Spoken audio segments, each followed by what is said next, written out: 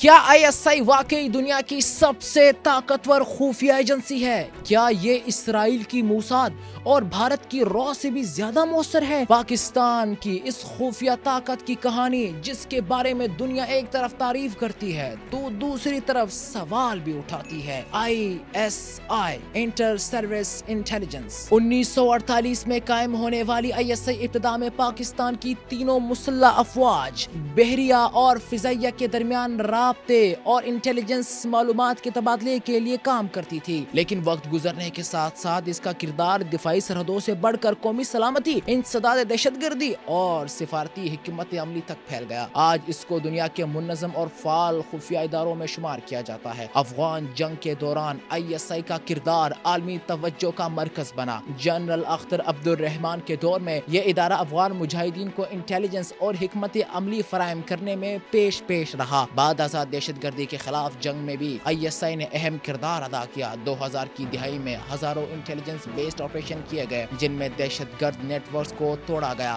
اور کئی منصوبے ناکام بنائے گئے۔ 2016 میں بلوچستان سے بھارتی جاسوس کلبھوشن یادو کی گرفتاری آئی ایس آئی کے لیے ایک بڑی کامیابی سمجھی جاتی ہے۔ وہ بھارتی نیوی کا حاضر سروس آفیسر تھا اور را کے لیے پاکستان میں دہشت گردی کے نیٹ ورک کو چلانے کے الزامات میں ملوث پایا گیا۔ اس واقعے نے بین الاقوامی سطح پر پاکستان کے موقف کو مزید مضبوط کیا، مگر ساتھ ہی خطے میں خفیہ جنگوں کے بارے میں بحث بھی چھیڑ دی۔ اسی طرح 2023 میں بلوچ علیحدگی پسند بلوچ نیشنل آرمی کے سربراہ گلزار امام کی گرفتاری ایک اور نمایاں واقعہ تھی۔ نیشنل سیکورٹی کمیٹی نے اسے ایک اعلیٰ درجے کا آپریشن قرار دیا جو ظاہر کرتا ہے کہ آئی ایس آئی کی آپریشنل صلاحیت ملکی حدود سے باہر تک پھیلی ہوئی ہے، اور 2024 میں اس ادارے نے دیگر سیکورٹی فورسز کے ساتھ مل کر تقریباً 59,000 سے زائد انٹیلیجنس بیسڈ آپریشن کیے جن میں دہشت گردوں کی گرفتاری اور نیٹ ورکس کی تباہی شامل تھی۔ اگر موساد اپنی جارحانہ کارروائیوں اور را اپنی سیاسی مداخلت کے لیے جانی جاتی ہے تو آئی ایس آئی کو ایک اسٹریٹجک دفاعی ادارے کے طور پر دیکھا جاتا ہے۔ تاہم بین الاقوامی سطح پر کئی تجزیہ کار آئی ایس آئی کے اثر رسوخ اور خفیہ کردار پر سوال اٹھاتے ہیں۔ بعض ناقدین کا کہنا ہے کہ آئی ایس آئی کی طاقت کبھی کبھی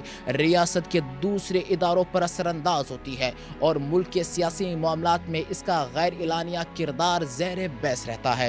دوسری جانب کئی ماہرین یہ بھی مانتے ہیں کہ آئی ایس آئی نے پاکستان کو اندرونی اور بیرونی خطرات سے بچانے میں مرکزی کردار ادا کیا۔ اس کے ہزاروں افسران اور اہلکار گمنامی میں رہ کر قومی سلامتی کے لیے کام کرتے ہیں۔ ان کے کارنامے عام طور پر منظر پر نہیں آتے، لیکن ان کی موجودگی ریاست کے استحکام کے لیے اہم سمجھی جاتی ہے۔ آخر میں یہ کہا جا سکتا ہے کہ آئی ایس آئی ایک طاقتور حقیقت ہے، نہ صرف پاکستان کے اندر بلکہ خطے کی سیاست میں بھی۔ اس کی کامیابی قابل ذکر ہے، مگر اس پر ہونے والی تنقید بھی نظر انداز نہیں کی جا سکتی۔ یہی دو رخ ہے، کارکردگی اور تنازعہ، آئی ایس آئی زیر بحث خفیہ ایجنسیوں میں شامل کرتے ہیں۔